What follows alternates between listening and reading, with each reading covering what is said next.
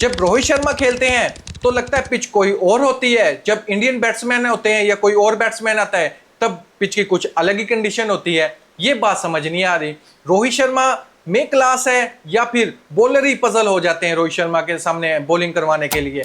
अस्सलाम वालेकुम दोस्तों, age 34 year, 23rd ODI match, come back after 9 years, replace Hasaranga. नाम है जेफरी वेंडर से।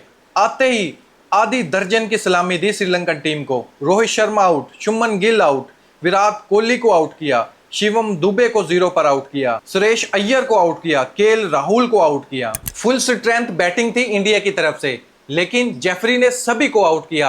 आधा दर्जन अपने खाते में विकेट ले गया सेकंड ओडीआई मैच में। आप इससे अंदाजा लगाएं कि जो जो क्लैप्स आपको मिडिल ऑर्डर में टी20 सीरीज में श्रीलंका की तरफ से आपको नजर आ रहा था, अब सेम सिचुएशन ऐसे वो अक्षय कुमार का आपने वो देखा ही होगा ऐसे करने वाला।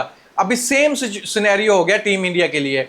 जो मिस्टेक टी20 सीरीज में श्रीलंका कर रही थी, अभी वही मिस्टेक टीम इंडिया कर रही है, वो भी चैंपियन ट्रॉफी से पहले। और इनके पास मैचेस भी बहुत कम है, अभी 4 तो मैचेस बचे हुए हैं ओडीआई मैच चैंपियन ट्रॉफी से पहले। सिर्फ 4 मैच बचे हुए हैं। इन 4 मैचेस में आप एक्सपेरिमेंट भी कर सकते हो, आप अच्छा कॉम्बिनेशन को भी तलाश कर सकते हो। आपके पास ज्यादा ऑप्शन नहीं है चैंपियन ट्रॉफी की तैयारी करने के लिए। लेकिन सेकंड ओडीआई मैच में आपको 3 हीरो मिलेंगे, 3 हीरो मिलेंगे आपको। सबसे पहले रोहित शर्मा, सेकंड नंबर पर जेफरी, तीसरे नंबर पर अक्षर पटेल। आपको एक विनर भी मिलेगा, उसके बारे में भी हम बात करेंगे, जिसका नाम है गौतम गंभीर, टीम इंडिया का हेड कोच। जाहिर बात है उस पर बात करना बहुत ही जरूरी है। जितना भी मैचेस जीते हैं गौतम गंभीर के कोचेस के अंडर, सारा क्रेडिट कोच लेकर जा रहा था, लेकिन अब हारे हैं तो क्रेडिट कोच को भी जाना चाहिए ना, कि जो एक्सपेरिमेंट कोच लेकर बैठा हुआ था। अभी केएल राहुल, अय्यर से पहले आप ऑलराउंडर को भेज रहे हो। नाम तो ऑलराउंडर का है लेकिन प्रॉपर ऑलराउंडर नहीं है। अक्षर पटेल तो चलो मान लिया ऑलराउंडर है, लेकिन सुंदर को भी आप ऊपर भेज रहे हो, अक्षर पटेल को भी आप ऊपर भेज रहे हो। ये कहां की टेक्निक है? टी20 फॉर्मेट में ये चलता है, लेकिन ओडीआई फॉर्मेट टेस्ट में ये बिल्कुल भी नहीं चलता भाई। इसमें कम बैक करने के ज्यादा चांस होते हैं, टी20 में कम बैक करने का कोई चांस नहीं होता। इसलिए इसका क्रेडिट जो हार का है ये कोचेस पर भी जाता है, क्योंकि वो उथल पुथल बहुत ज्यादा कर रहे हैं। रोहित शर्मा जैसे बैटिंग करता है, जैसे उसका ट्रैक रिकॉर्ड है, जैसे उसका इंटेंट है, इंटरव्यू में भी वो सेम ही बोलता है। ये अपने वो बहुत से लोग बोलते हैं कि अब ये ऐसी बैटिंग करने लग गया तो ऐसी बातें कर रहा है। नहीं, आप इसके टीम इंडिया से आने से पहले भी इंटरव्यू चेक करो, बीच में ये खेलता रहा तब भी आप चेक करो, और अब भी चेक करो, सेम ही है। इसके लिए प्योरिटी सबसे पहले कंट्री है। वो कहता है डजंट मैटर 0, 50, 100, मुझे इससे कोई फर्क नहीं पड़ता, मुझे सिर्फ फर्क इससे पड़ता है मैं अपनी कंट्री को क्या देकर जा रहा हूं। यार क्या ग्रेट मैन है Rohit Sharma himself. Trophy for India, ये मैंने वर्ल्ड कप से पहले ही कह दिया था कि आप वर्ल्ड कप की ट्रॉफी जीतो या ना जीतो, लेकिन रोहित शर्मा हिमसेल्फ ट्रॉफी है। वो वर्ल्ड कप से बड़ी ट्रॉफी है टीम इंडिया के लिए। उन लोगों को परेशान होने की जरूरत ही नहीं है। सेल्फलेस बैट्समैन है, उसको कोई परवाह नहीं, ऊपर से वो कप्तान बना दिया गया। ओए होए, जिसने भी ये डिसीजन लिया उसके लिए तो क्लैपिंग बनती है मेरी तरफ से। क्या कमाल की अप्रोच थी उसकी, कि ऐसे बैट्समैन को, ऐसी अप्रोच रखने वाले को, ऐसे इंटेंट से बैटिंग करने वाले को टीम इंडिया का कैप्टन बनाएंगे। ये वाला डिसीजन टीम इंडिया को एक दिन चैंपियन बनवाएगा। और बहुत कम टाइम में रोहित शर्मा ने टीम इंडिया को चैंपियन बना दिया। कम टाइम में इसलिए कह रहा हूं, दूसरे टी20 वर्ल्ड कप में तो चैंपियन बना दिया। टेस्ट चैंपियनशिप खेला बेचारा, फाइनल तक तो गया लेकिन फाइनल में हार गया। ओडीआई वर्ल्ड कप में एक बार फाइनल तक गया, फाइनल में हार गया। लेकिन इसको जितना महेंद्र सिंह धोनी को चांस मिला है, सेम ऐसे रोहित शर्मा या विराट कोहली को मिलता, आज इन लोगों के पास भी ट्रॉफी होती। महेंद्र सिंह धोनी का बहुत बड़ा नाम है, लेकिन जितना बड़ा नाम है उससे ज्यादा उसको टाइम दिया गया। लेकिन जितना बड़ा रोहित शर्मा का नाम है, विराट कोहली का नाम है, इतना ही टाइम अगर टीम इंडिया इन दोनों को दे तो ये भी बहुत ही आपके लिए ट्रॉफी जितवा सकते हैं। गौतम गंभीर का माइंडसेट पर बात करते हैं। गौतम गंभीर जब मैच जीत रहा था, टीम इंडिया के जितने भी क्रिकेट फैन थे जश्न मना रहे थे। जाहिर बात है एक्सपेरिमेंट जितने भी थे वो काम कर रहे थे, लेकिन फॉर्मेट कौन सा था? टी20 फॉर्मेट। लेकिन ये ओडीआई फॉर्मेट है। यहां पर अगली टीम के पास पूरा प्रॉपर चांस होता है अगर कोई मिस्टेक होगी है उसको कवर करने के लिए। गौतम गंभीर को यह तो सोचना चाहिए चौथे नंबर पर और पांचवें नंबर पर आप अक्षर और दुबे को भेज रहे हो, जबकि आपके पास प्रॉपर बैट्समैन है। बेशक उनकी फॉर्म नहीं है, बेशक उनसे बैटिंग नहीं हुई, लेकिन उस पोस्ट को हासिल करना, वहां पर आकर रुकना और देखकर खेलना, ये एक प्रॉपर बैट्समैन ही कर सकता है। अक्षर पटेल ने अच्छी बैटिंग की, नो डाउट, उसके अंदर एबिलिटी है ऐसी, लेकिन दुबे के सामने आप ऐसे करोगे कभी भी नहीं चलेगा। दुबे की इतनी खास परफॉर्मेंस नहीं है। अब देखो, अय्यर को बैक फुट पर कर दिया गया, के राहुल को बैक फुट पर कर दिया गया, 6वें और 7वें नंबर पर आ रहे हैं बैटिंग करने के लिए, जहां पर अमूमन आप देखोगे बॉलर या कोई ऑलराउंडर आ रहा होता है बैटिंग करने के लिए।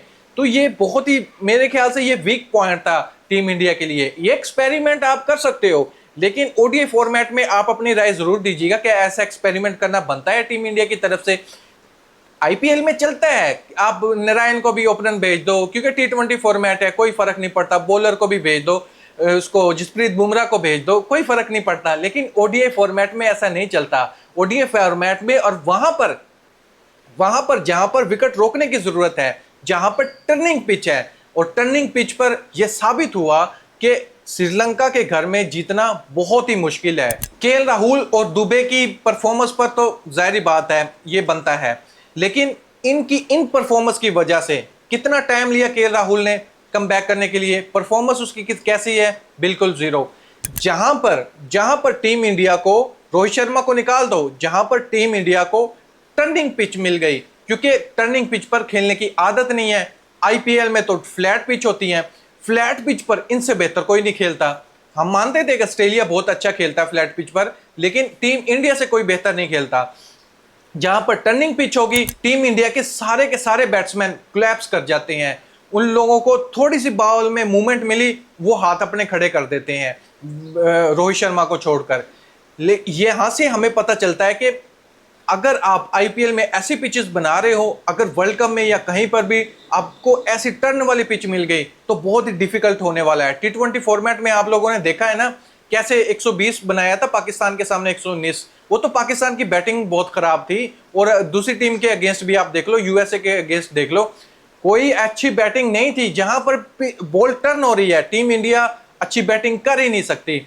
दूसरी बड़ी बात यह है, केएल राहुल और दुबे को इतनी बड़ी गलती पर पहले ओडीआई मैच में, दूसरे ओडीआई मैच में, जैसी इन लोगों की मिस्टेक है, इन लोगों को डोमेस्टिक क्रिकेट में भेजना चाहिए, जैसे ईशान किशन को भेजा है। ये इन लोगों की सजा होनी चाहिए, ये 2 मैच जो खेल कर गए हैं, क्योंकि कितना ज्यादा टाइम था इन लोगों के पास, लेकिन सीखने का इन्होंने किया नहीं। फिर एंड पर जाकर बहुत से लोग ब्लेम डाल रहे होते हैं अर्शदीप सिंह पर, कुलदीप यादव पर, कि इन लोगों की वजह से हार गए। इन लोगों की वजह से नहीं हारे, हम मानते हैं उसकी गलती है, लेकिन फर्स्ट ओडीआई में अर्शदीप सिंह की गलती थी, वो हीरो बनने के लिए चला गया था।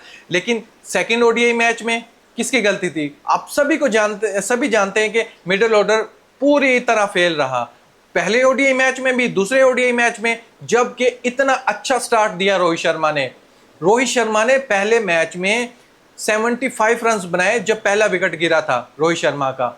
सेकंड ओडीआई मैच में 97 रन थे जब पहला विकेट गिरा। रोहित शर्मा की पहले 10 ओवरों में 50 हो गई थी, और जो श्रीलंका के अगेंस्ट स्कोर बनाया था पावर प्ले में, ये हिस्ट्री का सेकंड हाईएस्ट स्कोर था टीम इंडिया की तरफ से, because of Rohit Sharma.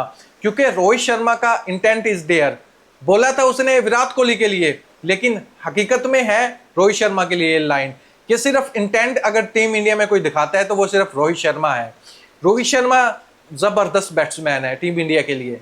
And पर डीआरएस पर बात करते हैं। डीआरएस के डिसीजन आप लोग जानते हैं, जब श्रीलंका वाले बैटिंग कर रहे थे तब भी एक ऐसा डिसीजन सामने आया जो कि लोगों को हैरान कर दिया, और जब टीम इंडिया बैटिंग करने आई और स्पेशली विराट कोहली बैटिंग करने के लिए आई, सभी जानते हैं उस डिसीजन को कैसे रिवर्स किया गया। इस पर मैं आपका ओपिनियन जानना चाहूंगा, क्या ऐसे डिसीजन जब टीम इंडिया मैच खेल रही हो तभी हमें देखने को मिलते हैं, या फिर ऐसे डिसीजन कोई और टीम खेल रही हो, जैसे ऑस्ट्रेलिया, इंग्लैंड, इवन पाकिस्तान, कोई और टीम हो विदाउट टीम इंडिया, तब आपको ऐसे डिसीजन देखने को मिलता है? और रिवर्स भी ऐसे चुटकियों में हो जाए।